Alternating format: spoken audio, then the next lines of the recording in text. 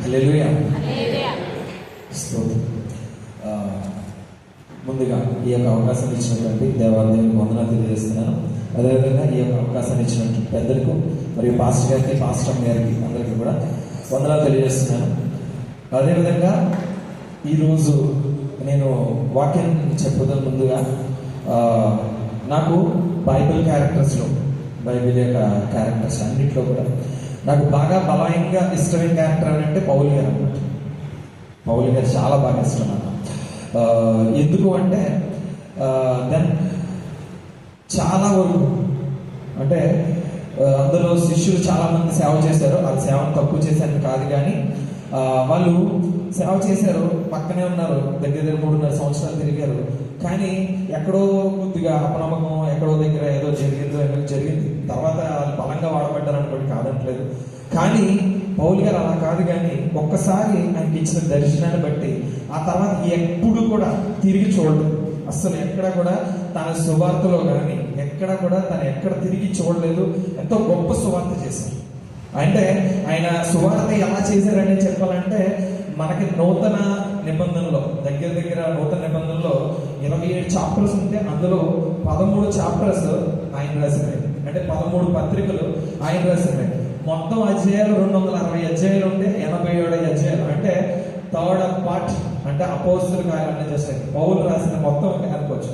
అంటే అదేవిధంగా శిష్యులు అనేవాళ్ళు చాలా వరకు పరిచయం చేశారు. ఆ పరిచర్య అంతా కూడా ఎక్కడ జరిగింది అంటే యూదుల్లోనే ఎక్కువ జరిగింది. యూదులకి ఎక్కువ పరిచయం చేశారు, సువార్తను ఎక్కువ ప్రకటించారు. కానీ పౌలు అలా కాకుండా ఎవరైతే నాన్ జూస్ అంటే యూదులు కాని వారికి, అందుకనే ప్రపంచంలో ఎక్కువ సువార్త ఎక్కువ వెళ్ళింది అంటే దానిలో మెయిన్ కార్యక్రమం ఎక్కువ సువార్త చెప్పారంటే అది పౌలు గారి ద్వారా జరిగిందని నేను బలంగా నమ్ముతాను. ఆ విధంగా ఆయన అనేక దేశాలు దగ్గర ఒక 14-15 దేశాలు తిరిగి దేవుని యొక్క వాక్యాన్ని అందరికీ, ఎవరంటే యూదులు ఒక్కరికే కాదు అందరికీ కూడా తెలియజేయాలనే ఉద్దేశంతో ఆయన చేశారు. అయితే పౌలు గారిని ఇంత బాగా నాకు ఇష్టం. అయితే మా అబ్బాయి చిన్నోడు పుట్టినప్పుడు, మా పెద్దోటి పుట్టినప్పుడు నేను ఒక చిన్న తప్పు చేశాను. ఏంటంటే పేరుని పెట్టేటప్పుడు నేను పాస్టర్ గారిని ఎవరిని అడగలేదు. నేనేమనుకున్నానంటే నాకు బాగా ఇష్టమైన పేరు ఒకటి ఉంది, ఆ పేరు పాస్టర్ గారు చెప్పాను అనమాట. అయితే కొద్దిగా ఇబ్బంది పడ్డాం. రెండవ ఇబ్బందిలో కొద్దిగా ఇబ్బంది పడ్డాం. ఏంటంటే ఆడు పుట్టడం కానీ ఒక పెద్ద యుద్ధమే చేసాం. అయితే ఆ యుద్ధంలో అయితే ఆ టైంలో నాకు ఒక పాస్టర్ గారు, అంటే నా ఆత్మీయ తండ్రి గారు అనుకుంటాను నేను ఆయన్ని, ఆయన పుట్టిన తర్వాత ఆయన దగ్గర వాక్యం అది విన్నాను. నేను అప్పుడప్పుడు ఆన్లైన్లో జూమ్లో ఆయన వాక్యం విన్నప్పుడు ఆయనకు ఒకసారి ఫోన్ చేసి చెప్పాను, పాస్టర్ గారు ఇది నేను ఈ పేరు పెట్టేటప్పుడు మాత్రం మీ ఇష్టం అండి, మీరు ఏ పేరు పెట్టమంటే అది పేరు పెడతాను, నేను బెంగళూరులో ఉంటానన్నమాట, ఆ పేరు పెడతానని చెప్పేసి చెప్పినప్పుడు ఆయన జస్ట్ ఓకే నాని నేను కంగారు పడక, నేను రాత్రి అంతా కూడా ప్రార్థనలో ఉండి నేను నీకు ఉదయాన్నే నువ్వు 9 గంటలకు ఆ టైం నేను చెప్తాను అన్నప్పుడు ఓకే పాస్టర్ గారు అని చెప్తాను. చెప్పిన తర్వాత ఆయన ఉదయాన్నే ఫోన్ చేసి నాకు ఏం చెప్పారంటే ఎదిద్యా పాల్ అని పేరు పెట్టమని చెప్పారనమాట. ఎదిద్యా పాల్ అని పేరు పెట్టినప్పుడు పాల్ ఓకే, ఎందుకంటే నాకు బాగా ఇష్టమైన క్యారెక్టర్ పాల్. అంటే ఎదిద్యా అప్పుడు నాకు తెలియదు అసలు. ఎదిద్యా అన్న పదం మా అందరికి, మా చుట్టాలందరికీ చెప్తే ఏంటి ఎదిద్యా పేరు పలకలేకపోతున్నాం అని. కానీ పక్కన పాలు ఉంది కదా, ఓకే పాలని పిలిచేసుకుందామని చెప్పేసి నేను హ్యాపీ ఫీల్ అయ్యాను. అంటే పాలు అనే దాన్ని నా జీవితంలో కానీ నా యొక్క కుటుంబంలో కానీ అంత గొప్ప క్యారెక్టర్. అయితే ఈరోజు నేను చెప్పబోయే వాక్యం ఏంటి అంటే, పౌలు గారు అనేక ప్రాంతాలు తిరిగి పరిచయం చేశారు. అనేక ప్రాంతాల వారు ఎన్నో ఏరియాలకు వెళ్ళి సువార్త చేశారు. అనేక సార్లు ఏంటంటే ఆయన పడ్డ కష్టాలు కానీ ఆయన పడ్డ ఇబ్బందులు కానీ ఆయన ద్వారా అనేక మంది రక్షింపబడ్డం కానీ ఇలా జరిగాయి అనమాట. అయితే ఈ రోజు నేను చెప్పబోయే ఒక సన్నివేశం కానీ లేకపోతే ఒక చాప్టర్ అనుకోవచ్చు, లేకపోతే ఒక కార్యక్రమం అనుకోవచ్చు, ఒక సువార్త అనుకోవచ్చు. ఇది ఏంటంటే అపోస్తలుల కార్యాలు 27వ అధ్యాయం 28వ అధ్యాయంలో జరిగిన ఒక సంఘటన బేస్ చేసుకుని నేను ఇవాళ వాక్యం చెప్పబోతున్నాను. అయితే ఏంటి 27, 28 అధ్యాయంలో ఏముంది అనుకుంటే, మనం మామూలుగా ఆ అధ్యాయం మనం చదివినప్పుడు ఏమనిపిస్తుంది అంటే ఏముండదు అందులో.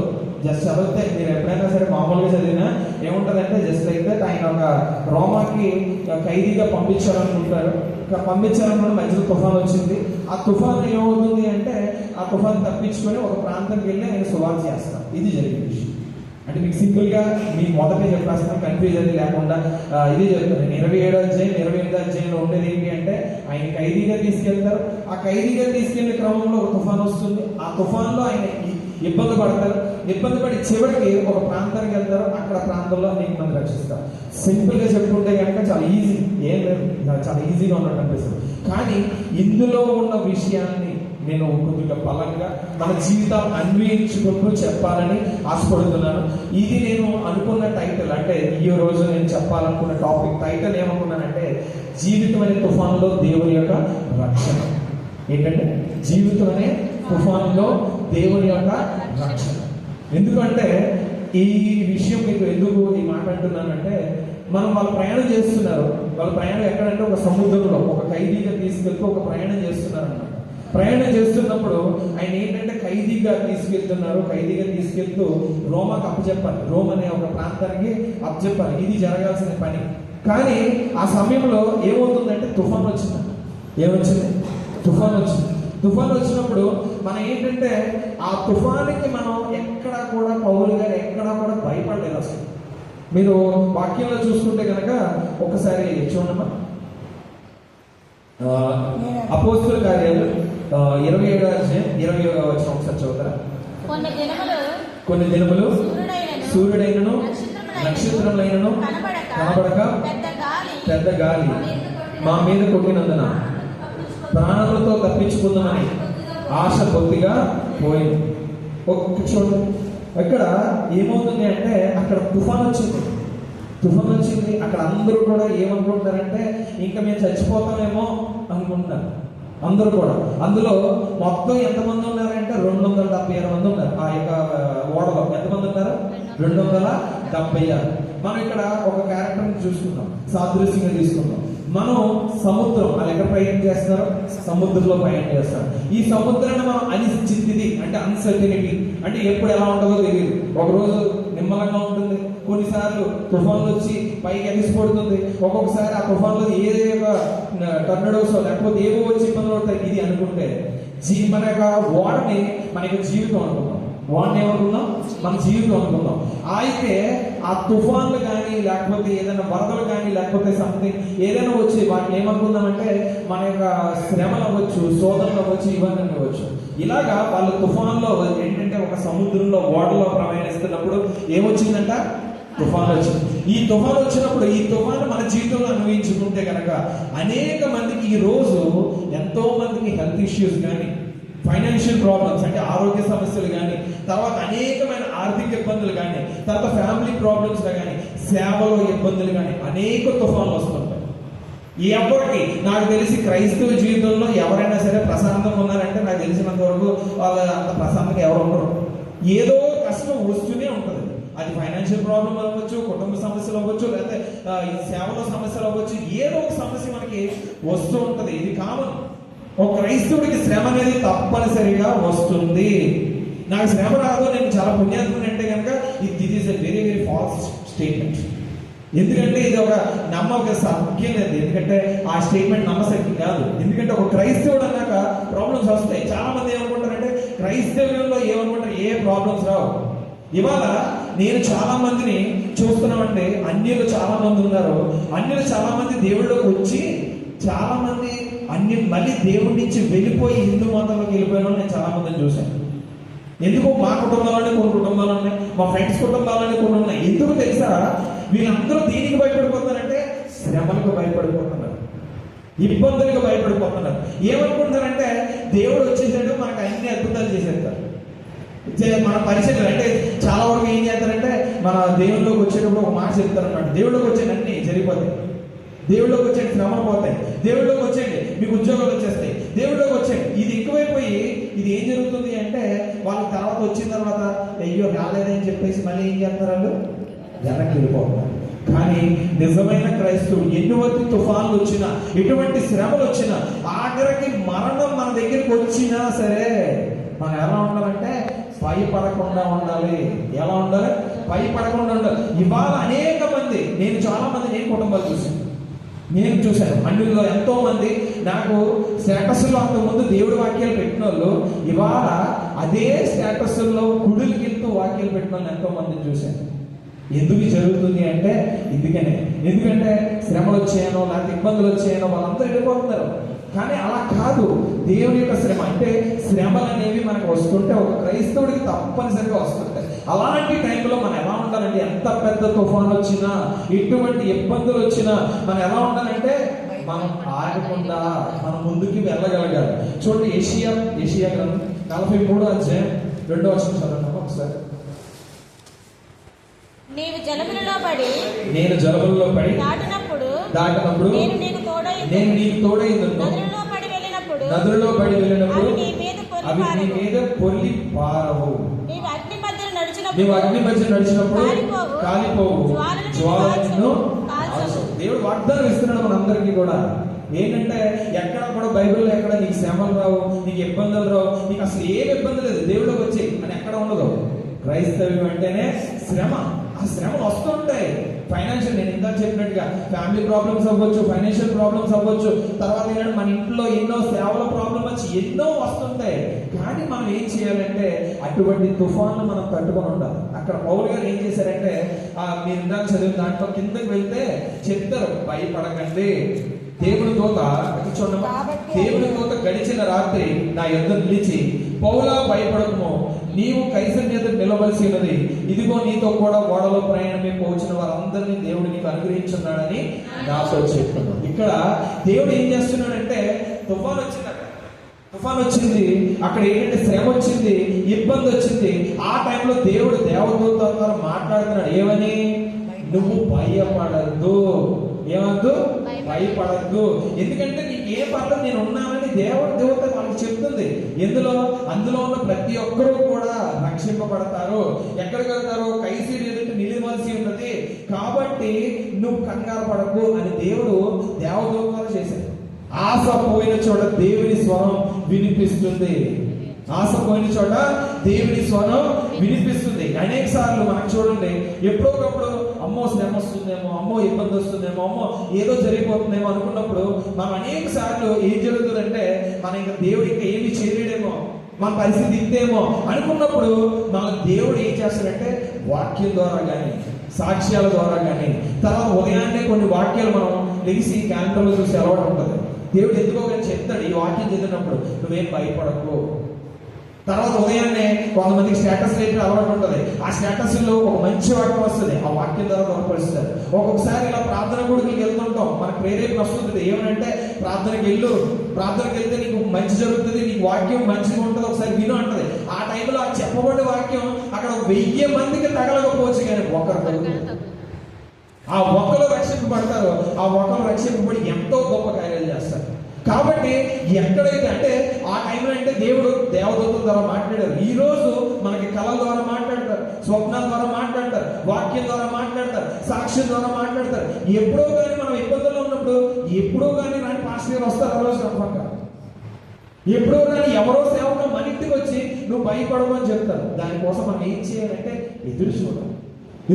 అంతేగాని తుఫాన్ వచ్చిందనో, భయం వచ్చిందనో మనం ఎక్కడ కూడా మనం ఎప్పుడు భయపడకూడదు. ఎందుకంటే దేవుడు మాట్లాడతాడు. మీ అందరికీ తెలిసిందే ఏలియా వాళ్ళ కుటుంబం, అంటే విధవరాల కుటుంబం గురించి.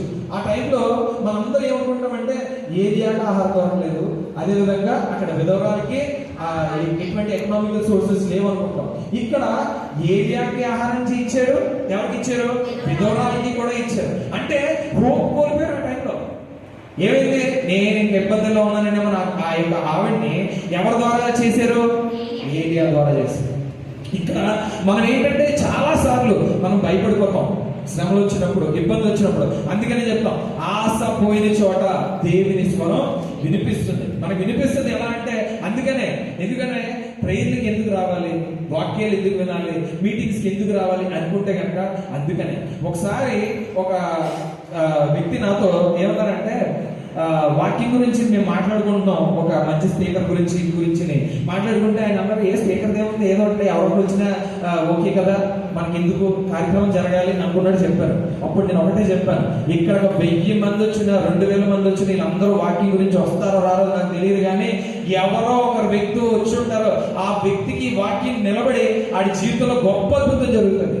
ఆ ఒక వ్యక్తి గురించి ఆ మీటింగ్ జరిగి ఉంటుంది. ఇది తప్పనిసరిగా అలా రక్షణ పొందాలో కూడా మనకి. ఎందుకంటే ఇందాక చెప్పాను కదా, పౌలు గురించి చెప్పాను. పౌలు ఫస్ట్ ఆఫ్ ఆల్ ఎవరిని వ్యతిరేకించారు? క్రీస్తుని వ్యతిరేకించారు. ఎవరినైతే క్రీస్తుని ఫాలో చేస్తారో, ఎవరైతే క్రీస్తుని నమ్ముతారో వాళ్ళందరినీ ఏం చేశారు? హింసించారు అనమాట. అటువంటి పౌలు ద్వారా ఏం జరిగించారు? దేవుడు సువార్త జరిపించారు. అదే పౌలు చేత ఏం చేశారు? దేవుడు గొప్ప సువార్త జరిగించాడు. అదే క్రీస్తు కోసం ఏం చేశారు? ఆయన హత సాక్షిగా మిగిలిపోయారు. అంటే ఒక పౌలకి శ్రమ రాలేదా, ఇబ్బందులు రాలేదా? ఏదైతే నాకు తెలిసి అంతకుముందు చాలా హ్యాపీగా ఉన్నాయి. దేవుడు నమ్ముకున్న తర్వాత ఆయనకి ఇబ్బందులు వచ్చాయి. ఎందుకు వచ్చేది అంటే ఒక గొప్ప కార్యం జరగడం కోసం. అలాగే మన జీవితంలో శ్రమలు కానీ ఇబ్బందులు కానీ ఇలాంటివి వచ్చినప్పుడు మనందరం కూడా ఒకసారి వెయిట్ చేయాలి, ప్రార్థన చేయాలి. దేవా నాతో మాట్లాడు, దేవా నాతో వాక్యం ద్వారా మాట్లాడు, నాకు ఒకసారి ధైర్యాన్ని ఇవ్వు. వాక్యం చదువుకోండి. మీ ఒకవేళ ఎప్పుడైతే మనం ఇలాంటి ప్రాబ్లమ్స్ ఉంటామో ఆ టైంలో ఒక వాక్యం వస్తుంది. ఆ వాక్యం మనం ధైర్యపరుస్తుంది.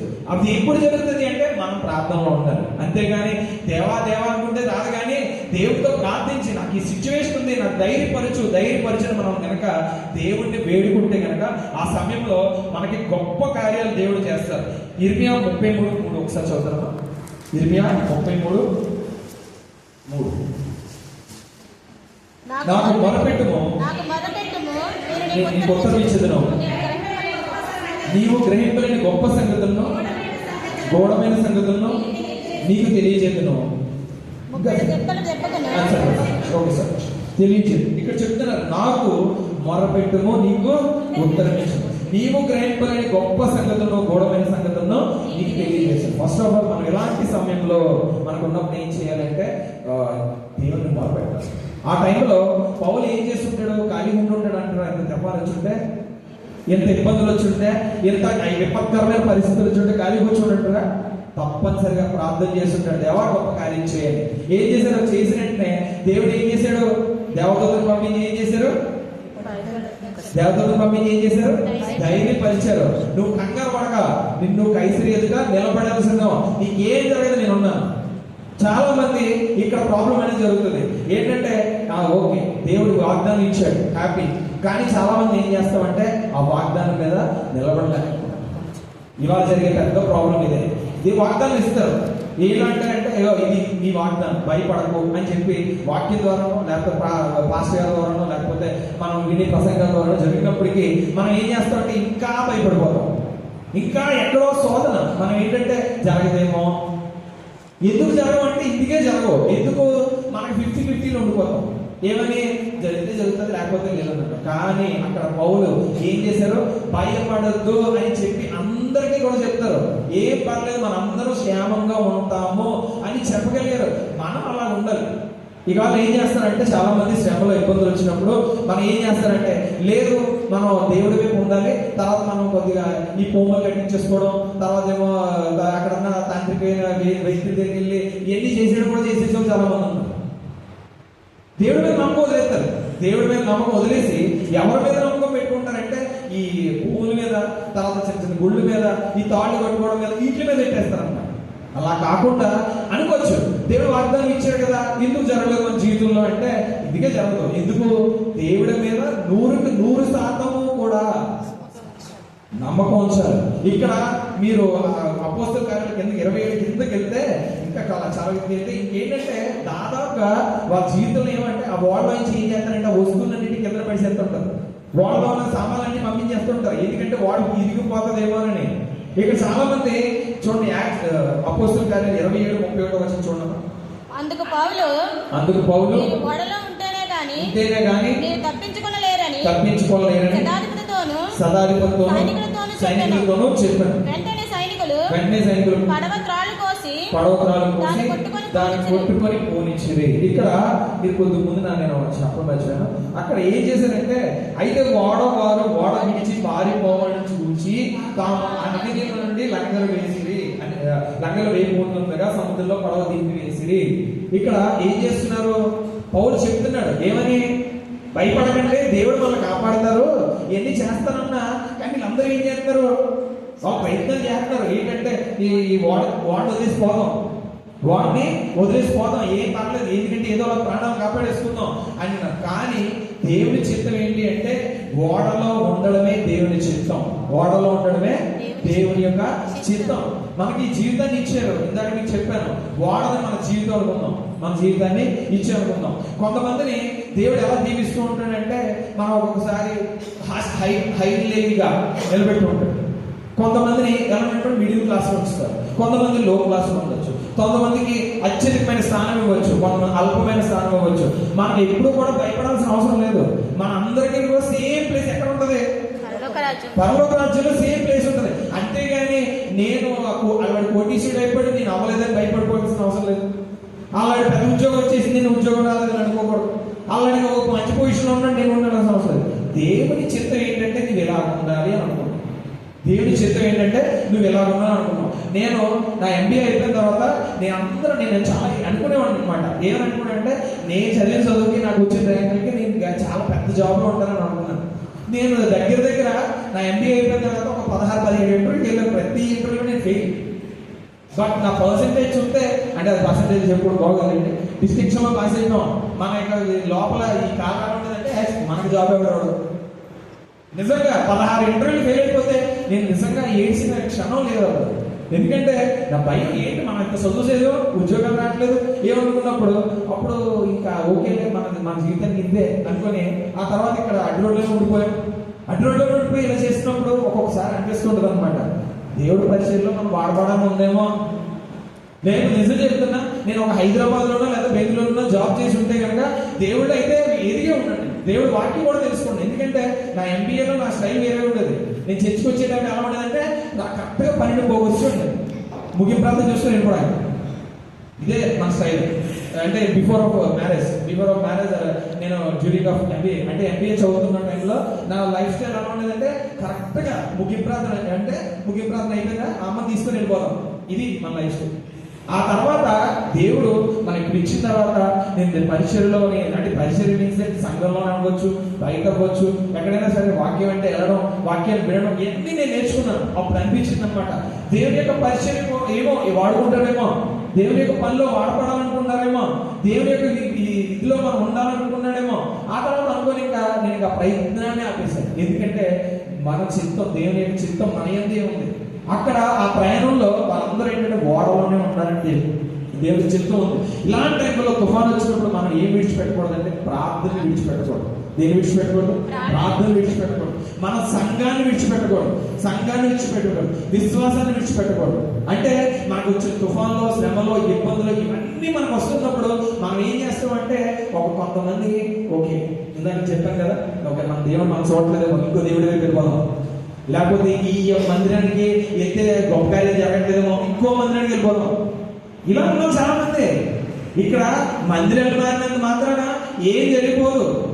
మనం మారకపోతే ఏమీ చేయలేం. మన ప్రార్థన మారకపోతే ఏమీ చేయలేం. మనలో ఉన్న విశ్వాసం మారకపోతే ఏమీ చేయలేం. మనం మారాలి. అంటే మన ప్రార్థనలో ఎప్పుడు కూడా బలంగా ఉండాలి, మన సంఘంలో ఎప్పుడు కూడా బలంగా ఉండాలి, మన యొక్క విశ్వాసం ఎప్పుడు కూడా బలంగా ఉండాలి. అక్కడ చెప్తున్నాడు దేవుడు, వద్దు నువ్వు వెళ్ళొద్దు, వాళ్ళ నీకు హ్యాపీ, నేను ఉన్నాను కదా, నీకు కాపాడుతానని నేను ఇస్తాను కదా అంటే వాళ్ళు ఏం చేస్తారంటే వాడిని బయటికి వెళ్ళిపోవాలని చెప్తారు. కానీ బట్ ఏంటంటే మనం చేయాల్సిన పని ఏంటంటే, ఎన్ని శ్రమలు వచ్చినా, ఇబ్బందులు వచ్చినా, ఎరకాటాలు వచ్చినా, ఇలాంటి టైంలో మనం ఏం చేయాలంటే నిలబడాలి, ప్రార్థనలో బలంగా నిలబడాలి. చాలా మంది ఏమనుకుంటారంటే, ఒక రోజు ప్రార్థన చేసి అయ్యో అద్భుతం జరగలేదా అనుకుంటాం. 10 రోజులు ప్రార్థన చేసి అయ్యో అద్భుతం జరగలేదా, అయ్యో 4 రోజులు చేసి ప్రార్థన జరగలేదా, ఈ 40 రోజులు మనం ప్రార్థనలో పాల్గొన్నాం అద్భుతం జరగలేదు అంటే, ఈ 40 రోజులు ప్రార్థనలో పాల్గొన్నంత మాత్రం మనకు అద్భుతాలు జరిగిపోవు. కానీ మన ఆధ్యాత్మికమైన జీవితం ఏమవుతుందంటే ముందుకు కొనసాగుతుంది. జరుగుతుంది, జరగదని ఇప్పుడు కాదు కానీ జరుగుతుంది. కానీ దానికి ఒక సమయం కావాలి. ఇప్పుడు చిన్నపిల్లడికి మనం ఒక 16 years 15 years తర్వాత పిల్లడికి మనం బైక్ ఇస్తే ఈజీ, నో ప్రాబ్లం. వాడి స్టాంగ్ బైక్ వాడడం అది విషయం కాదు. ఇచ్చిన తర్వాత వాడిని ఎవడో గుద్దుకొని సరిపోడు అనుకోండి, ఏమవుతుంది? ఇబ్బంది అవుతుందా లేదా? అంటే మనకి ఎప్పుడైనా సరే దేవుని కార్యాలు జరగట్లేదు అంటే దేవుని చిత్తంలో ఇంకా సమయం ఉందేమో, దేవుని చిత్తంలో ఇంకా మనకి ఇంకా టైం ఉందేమో. వెయిట్ చేయాలి. వెయిట్ చేయకుండా అప్పుడెప్పుడే వెంటనే మనకి ఇన్స్టెంట్, ఇప్పుడు వచ్చే కదా ఇన్స్టెంట్ మ్యాగీలు, ఇన్స్టెంట్ కాఫీ లాగా మనకి జీవితం వెంటనే జరిగిపోవాలంటే జరగవు. దేవుని చిత్తం ఎప్పుడైతే అప్పుడే జరుగుతుంది. ఇక్కడ అందుకనే ఓడలోనే ఉండండి, దేవుని చిత్తం నిలబడుతుంది. ఒకసారి హెబ్రీయుల పత్రిక 10వ అధ్యాయం 23వ వచనం చదువుతాం. వాగ్దానం చేసిన వాడు నమ్మదగినవాడు గనుక మన నిరీక్షణ విషయమై మనం మెప్పుకొనవలసిన నిశ్చయంగా పట్టుకుందాము. వాగ్దానం చేసినవాడు ఎవరు? నమ్మదగినవాడు. దేవుడు ఏంటంటే మనకి వాగ్దానం చేసిన దేవుడు మనకి నమ్మదగినవాడు. ఇక్కడ చాలా మంది చేసే పెద్ద తప్పు ఏంటంటే ఇదే, వాగ్దానం నమ్మరు, దేవుడిచ్చిన పిలుపుని నమ్మరు, దేవుడిచ్చిన సాక్ష్యాన్ని నమ్మరు. కానీ ఏం జరుగుతుంది అంటే జరగాలి అనుకుంటారు. కానీ మనం ఏం చేయాలంటే మనం ఏదైతే అనుకున్నామో దాని మీద బలంగా నిలబడాలి. ఇంకోటి చూడమ్మా, అపోస్తలుల కార్యాలు 27వ అధ్యాయం 40-41 వచ్చి చదవండి. కనుక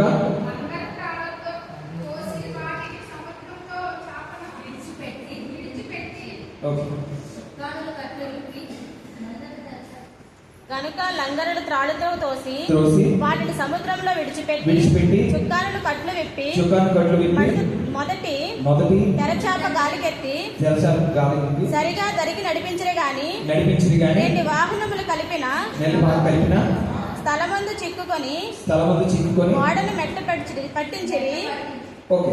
అందువలన చాలా ఇక్కడ మీకు ఒక విషయం, ఇక్కడ లాస్ట్ 43వ వచనం కిందకు వచ్చేస్తే అక్కడ కడమ వారిలో కొందరు పలక మీదన, కొందరు ఓడ చెక్కల మీదన పౌరుని ఆజ్ఞాపించడం, ఇలా అందరూ కూడా తప్పించుకొని దయచేది. ఇక్కడ ఏం జరిగింది అంటే అక్కడ దేవుడు ఏ వాగ్దానం ఇచ్చాడు మనకి అంటే వాళ్ళందరినీ కాపాడతానని వాగ్దానం ఇచ్చాడు, కానీ ఓడని జాగ్రత్తగా కాపాడతానని వాగ్దానం అవ్వలేదు. అక్కడ ఏమైందంట, ఓడ ఏమైంది, పగిలిపోయింది. ఆ ఓడ చెక్కల మీద పోవాలని ఆజ్ఞాపించారు. ఇలా అందరూ కూడా ఎక్కడికి వచ్చేసారంటే ఒడ్డుకి వచ్చేసారు. అక్కడ దేవుని యొక్క వాగ్దానం ఏముంది అంటే 276 మందిని కూడా ఏం చేస్తానన్నారు, కాపాడుతానన్నారు. ఏమన్నారు, కాపాడుతానన్నారు. ఏంటంటే ఓడ బద్దలైంది కానీ ఒక్కరు కూడా మరణించలేదు. ఇక్కడ దేవుని వాగ్దానం ఎక్కడైనా మిస్ అయిందా? మనందరం ఏమనుకుంటామంటే దేవుడు వాగ్దానం చేశాడు కదా, మనకి ఇబ్బందులు వచ్చాయి కదా అంటే దేవుడు ఇస్తాడు, ప్రతిదీ కూడా దేవుడు ఇస్తాడు. కానీ దానికి ఏమవుతుందంటే సమ్ టైం ఉంటుంది. అదేవిధంగా మనం చెప్పిన విధంగా దేవుడు చేయడు, ఆయన ఏ విధంగా చేయాలో ఆ విధంగా చేస్తాడు. అంతేగాని మనం చెప్పే విధంగా చేస్తే ఆయన దేవుడు అయిపోతాడు. దేవుడు ఏం చెప్తే అది మనం ఏం చేయాలి, చదువుకోవాలి. దేవుడు ఏం చెప్తే అది మనం చెయ్యాలి. అక్కడ ఏం చెప్తున్నాడంటే క్లియర్ గా చాలా మంది ఏమంటారంటే వాడు అయిపోయింది కదా. ఇక్కడ కూడా మన జీవితాన్ని అన్వయించుకుంటే చాలా మంది ఏమంటారంటే, మా ఫ్యామిలీలో చాలా మంది ఉన్నారు, ఏమైంది దేవుడు నమ్ముకున్నారు కదా, ఏం జరిగిపోయింది మీ జీవితంలో అద్భుతాలు, దేవుడు నమ్ముకున్నారు కదా, ఏ కోట్లు సంపాదించారా అనుకున్న చాలా మంది ఉన్నారు. చాలా మంది. నేను ఒకటే చెప్తాను, ఈ రోజు మీ అందరికన్నా మీ అందరూ హ్యాపీ. ఎందుకంటే ఈ రోజు నేను కోట్లు గడించకపోవచ్చు, నేను పెద్ద పెద్ద కారులో తిరగకపోవచ్చు, లేకపోతే పెద్ద పెద్ద చేయకపోవచ్చు, కానీ నాకు ఒక ధైర్యం ఉంది, రేపు పరలోకం అనే దాంట్లో నేను ఉంటాను కానీ మీరు ఉంటారు లేదు అనేది. నాకేంటి రక్షణ ఉంది, మారు మనసు ఉంది. ఒకవేళ నేను కనుక తప్పుడు కార్యాలు చేయకుండా పాపాలు చేయకుండా ఉంటే కనుక నేను తప్పనిసరిలో పరలోకంలో ఉంటాను. ఆ రోజు నేను ఎదిరించిపోతాను. ఈ లోకంలోని ఏది కూడా శాశ్వతం కాదు. అందుకే వాడు కోల్పోయింది. అందుకే ఎందాక అన్నాను జీవితాన్ని ఎందుకు వాడతో పోల్చానంటే మన జీవితం పోవచ్చు, మన ప్రాణం పోవచ్చు, కానీ మన అందరి యొక్క టార్గెట్ ఏంటి అంటే పరలోకం అనే దాన్ని మనం చేరాలి అనుకుంటే మన వాడు బద్దలైపోవచ్చు. మన జీవితం బద్దలైపోయినా ఇబ్బంది ఏం లేదు.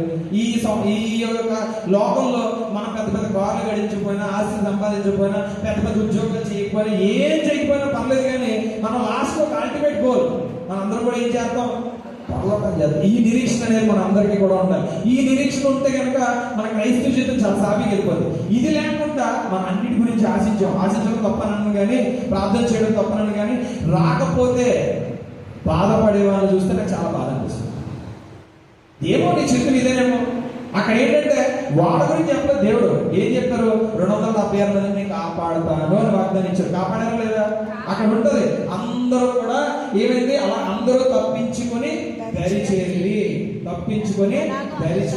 ఇక్కడ మన జీవితంలో ఎలాగైనా సరే మన ట్రావెలింగ్ వెళ్తున్నప్పుడు మనం ఒక్కొక్కసారి మనం అవ్వదు, దేవుడు మనం ఓడని కాపాడుకోవచ్చు, కానీ మనల్ని ఏం చేస్తారు, ఎప్పుడు కూడా కాపాడతారు. మనందరి యొక్క నిరీక్షణ పరలోకమే. మనందరి నిరీక్షణ ఈ రోజు ఇక్కడ మనం ఎలా ఉన్నామని కాదు, కానీ మనం రేపు రోజున అక్కడ ఎలా ఉన్నాం, మన దేవుని రాజ్యంలో చేరతామా లేదా, అదే మన టార్గెట్. ఒకసారి రోమీయులకు రాసిన పత్రిక 8వ అధ్యాయం 28వ వచనం. దేవుని ప్రేమించే వారికి అనగా ఆయన సంకల్పం చొప్పున పిలువబడిన వారికి మేలు కలుగుడికై సమస్తములో సమకూడ జరుగుతున్నది. ఇక్కడ చూడండి, దేవుని ప్రేమించే వారికి అనగా ఆయన సంకల్పము చొప్పున పిలువబడిన వారికి మేలు కలుగుడికై సమస్తమును సమకూడి జరుగుతున్నది. మనం ఏంటంటే దేవుడు మనల్ని ప్రేమించే వారికి ఎవరైనా సరే, అదేవిధంగా ఆయన సంకల్పం చొప్పున మనం పిలువబడిన వారికి వీరందరికీ కూడా మనందరికీ ఏముంటుందంటే అల్టిమేట్గా మన గోల్ మనం రీచ్ అవుతాం. ఏంటంటే సమస్తము జరుగుతుంది. సమస్తం మీన్స్ దట్ నాట్ ఓన్లీ జీవితం గురించి కాదు, అన్నిటి గురించి. ఈ రోజు చాలా మంది క్రైస్తవులకి లేని నిరీక్షణ ఏంటంటే ఇదే ప్రాబ్లం. మనం ప్రార్థన చేస్తున్నాం, జరగట్లేదు, ఇవన్నీ చేస్తున్నాం, జరగట్లేదు, ఇలా అనుకుంటారు. కానీ మనం ఏంటంటే మెల్లిగా జరుగుతాయి, ఎప్పుడో ఒకప్పుడు జరుగుతాయని నిరీక్షణ ఉండాలి. ఈరోజు మనం చాలా జస్ట్ లైక్ దట్ ఉద్యోగం అనుకుంటాం, అయ్యో వచ్చిందంటే పోయింది, అయ్యో అనుకుని బాధపడాల్సిన అవసరం లేదు. ఇంకంతకన్నా గొప్ప ఉద్యోగం ఇస్తాడేమో, లేకపోతే గొప్ప జీవితాన్ని అనుభవిస్తారేమో. మీరు ఇవాళ చూసిన ఎవరైనా సరే, మీరు బైబిల్లో ఉన్న క్యారెక్టర్స్ చాలా మందికి ఎవరికైనా శ్రమ లేని వాళ్ళు ఎవరు ఉన్నారండి? శ్రమ లేని వాళ్ళు ఎవరు ఉంటున్నారు తెలిసి, అందరూ కూడా శ్రమలే ఉంటాయి. ఎప్పుడు వాళ్ళు గొప్ప హెచ్చించబడతారంటే ఇక్కడ శ్రమ పడ్డారు. కాబట్టి చాలా మంది ఏమనుకుంటారంటే ఓకే దీనికి శ్రమలు ఎక్కువ వచ్చేస్తున్నాయి అంటే దేవుడిని విడిచిపెట్టారేమో, ఈయనకి గడిగడికి ఇబ్బందులు వచ్చేస్తున్నాయి అంటే దేవుడిని వదిలేసారేమో, దేవుడు ఏదో పాపం చేసి ఉంటారు అందుకే ఈ శ్రమలు వచ్చేస్తున్నాయి అనుకుంటున్నాం చాలా మంది ఉన్నారు. కానీ ఇప్పుడు అలా కాదు. కానీ ఆ శ్రమల్లో నుంచి మనం ఏం చేస్తామంటే గొప్ప సాక్ష్యం వస్తుంది. ఆ సాక్ష్యం వచ్చినప్పుడు మనం ఏం చేస్తామంటే దాని నుంచి బయటికి రాను. మీరు అందుకే నేను చాలాసార్లు ఒక మాట చెప్తాను, ప్రతి ఒక్క క్రైస్తవుని జీవితంలో కూడా ఒక గొప్ప సాక్ష్యం ఉంటుంది. మరి ఇప్పుడు మామూలుగా సేవకుల్ని మా పాస్టర్ గారు, మా అయ్యగారు ఒక మాట అనేవారు అనమాట. ఎప్పుడైనా ఒక పాస్టర్ గారి దగ్గర ఒక మాట అడిగినానే అన్నాడు, ఏంటంటే నీ పిలుపు ఏంటి, నీ పిలుపు ఏంటని అడగమని అంటే ఎవరైనా అంటే మన పాస్టర్ గారు కాదు, ఎవరైనా సరే అంటారు కదా, ఇప్పుడు దొంగ ప్రవర్తనలో దొంగ వీళ్ళు వస్తారు కదా, వాళ్ళని అడిగినప్పుడు వాళ్ళు మంచిగా కాదో తెలుసుకుంటూ ఒకటే అడుగు, వాళ్ళ పిలుపు ఏంటి అడుగు, వాళ్ళు చెప్పేస్తారు. వాళ్ళ పిలుపు ఏంటంటే వాళ్ళ రక్షణ అంటే వాళ్ళ సేవలోకి వచ్చిన, లేకపోతే ఒక బ్రదర్ అయినా, లేకపోతే ఒక సేవ చేస్తున్న ఒక పిలుపు ఉంటుంది, ఒక సాక్ష్యం ఉంటుంది. ఇగో ఈ బలమైన సాక్ష్యం వల్ల నేను ఎలా వచ్చానని చెప్తారు సార్, ఈ పిలుపు ఉంటుందని చెప్తుంటారు. కాబట్టి మనం ఏంటంటే ఈ సమయంలో మనం ఏంటంటే ఓడపోయింది, బద్దలైపోయింది, ఇలా ఏం అవసరం లేదు. మన జీవితంలో ఏం జరుగుతుంది అంటే అది పోవచ్చు కానీ పరలోకం అనేది జరుగుతుంది. ఇంకొక విషయం ఏంటంటే 28వ వచనం చూడమ్మా, 28వ అధ్యాయంలో అపోస్తలులు 28వ అధ్యాయం 3వ వచనం. అప్పుడు పౌలు మోపుడు పుల్లలేరి నిప్పుల మీద వేయగా ఒక సర్పము కాకకు బయటకు వచ్చి అతని చేయి పెట్టారు. ఆ ద్వీపవాసులు వేలాడి చూసినప్పుడు నిశ్చయముగా నరహంతకుడు తప్పించుకొను బ్రతకనీయదని తమలో తాము చెప్పుకొనుచు అతడైతే విషజంతువును అగ్నిలో జాడించి వేసి ఏ హానియో పొందదు. ఇక్కడ చూడండి, ఇక్కడ ఆయన ఏం చేశాడంటే ఒడ్డుకు వచ్చేసిన తర్వాత అసలు వాళ్ళ ప్రయాణం ఏంటంటే రోమ్ అనే ప్రాంతానికి వెళ్ళాలి. కానీ అక్కడ మాల్తా అనే ఒలింతే అనే అక్కడ ప్రాంతంకి వెళ్ళారు. అక్కడ ఆ ప్రాంతంలో ఎటువంటి అసలు వాళ్ళకి తెలియదు, అసలు అంటే వాళ్ళకి ఎటువంటి వాకింగ్ కానీ ఎటువంటి ఏది తెలియదు. అలాంటి ప్రైజ్లో వెళ్ళారు. అక్కడ ఏంటంటే ఒక పాము పుట్టిందనమాట. పాము పుడితే ఏమనుకుంటారు, మనందరం కూడా పాము పుడితే ఏమనుకుంటాం, చనిపోతారు అనుకుంటున్నాం. కానీ పౌలు గారికి ఏమీ జరగలేదంట, ఏమీ కూడా జరగలేదంట. అంటే చూడండి, ఒక శ్రమ వచ్చింది, ఒక ఇబ్బంది వచ్చింది, ఒక మరణం నుంచి తప్పించుకొని వచ్చారు. ఆ తర్వాత మరణం కూడా ఆయన చూసి భయపడింది. మరణం కూడా ఏం చేసింది, భయపడింది. దేవుని యోచన ఇంకా పూర్తి కాలేదు. ఆయన ఏంటంటే ఆయన చేయాల్సిన పని ఇంకా చాలా ఉందని చెప్పుకుంటాం. ఆ తర్వాత కింద 28వ అధ్యాయం 7వ వచనంలో పొప్లి అనే ఒక దీపంలో ముఖ్యుడు, అతనికి ఆ ప్రాంతంలో భూములను అతను మమ్మల్ని చేర్చుకొని 3 దినములు స్నేహభావంతో ఆతిథ్యం ఇచ్చును. అప్పుడు పొప్లి యొక్క తండ్రి జ్వరం చేతును రక్తభేది చేతును బాధపడుచు పండుకొనిండును. పౌలు అతని ఎదురుకు వచ్చి ప్రార్థన చేసి అతని మీద చేతులుంచి స్వస్థపరచు. ఇది చూచి ఆ ద్వీపంలో ఉన్న కడమ రోగములు కూడా వచ్చి స్వస్థత పొందారు. ఇక్కడ మీకు ఇందాక 28వ అధ్యాయం స్టార్టింగ్ లో మీకు ఉంటుంది ఏంటంటే అనాగరికులు. ఎవరు? అనాగరికులు. ఆ గ్రీకు భాషలు ఎలా అంటారో అనాగరికులు. ఇక్కడ మీకు ఒక విషయం చూడండి, వాళ్ళు అసలు వెళ్ళాల్సిన ప్లేస్ ఏంటి? రోమ్కి వెళ్ళాలి. ఎక్కడికి వెళ్ళారు? ఒక మొలితే అని ప్రాంతానికి వెళ్ళారు. అంటే ఏంటంటే మనం అనుకున్న గమ్యం ఒకటి, దేవుడు అనుకున్న గమ్యం ఒకటి. అక్కడ ఏమనుకున్నాడు? ఖైదీగా వెళ్ళాడు, కానీ మొలితే అనే గ్రామంలోకి వెళ్ళి ఏం చేశాడు? ఆయన స్వస్థపరిచాడు. స్వస్థపరిచి అందరినీ కూడా సంభ్రమాశ్చర్యాలు గురి చేసి ఏం చేశాడు? దేవుడు అంటే కూడా తెలుసుకునేలాగా చేశారు. ఇవాళ ఇది మీకు జీవితంలో అన్వయించుకుంటే ఏంటంటే అనేక సార్లు మనకి ఇబ్బందులు, ఎరకాల శ్రమలు వచ్చి దాని ద్వారా మనం బయటకు వచ్చి మన ద్వారా గొప్ప సాక్ష్యం ఉంటే ఈ సాక్ష్యం ద్వారా మనం అనేక మందికి ఏమవుతాం అంటే మాదిరిగా ఉంటాం. ఎలా ఉంటాం? మాదిరిగా ఉంటాం. అక్కడ ఆయన ఖైదీగా వచ్చాడు. ఏమయ్యాడు? ఖైదీగా వచ్చి ఆశీర్వాదంగా మారాడు. ఎలా మారాడు? ఆశీర్వాదంగా. అక్కడ ఉన్న ప్రాంతంలో ప్రతి ఒక్క వ్యక్తిని కూడా ఏం చేశాడు?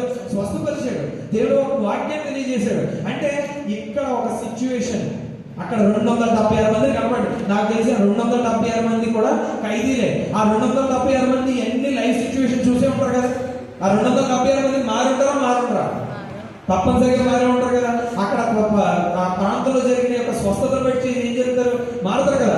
ఇదే మన జీవితంలో అన్వయించుకోవాలి. నాకు గొప్ప సాక్ష్యం కావాలి, నాకు గొప్ప ఆశీర్వాదం కావాలి, నా ద్వారా అనేక మంది రక్షింపబడాలి, మన సాక్షి కావాలి గొప్పవాళ్ళకి. మనం ఏం లేదు, మనం ట్రావెల్ చేస్తూ ఉంటాం. ఇవంటే దేవుడు ఈ టైంలో నాకు ఈ కార్యం చేశాడు, దేవుడు నాకు ఈ టైంలో ఈ ఆపద వచ్చింది, నేను ప్రార్థన చేసుకున్నాను, వాక్యం విన్నాను, చేసుకున్నాను, ఆ తర్వాత నాకు గొప్ప జీవితం నాచింది. ఇలా అనేక మందికి చెప్పగలవా లేదా?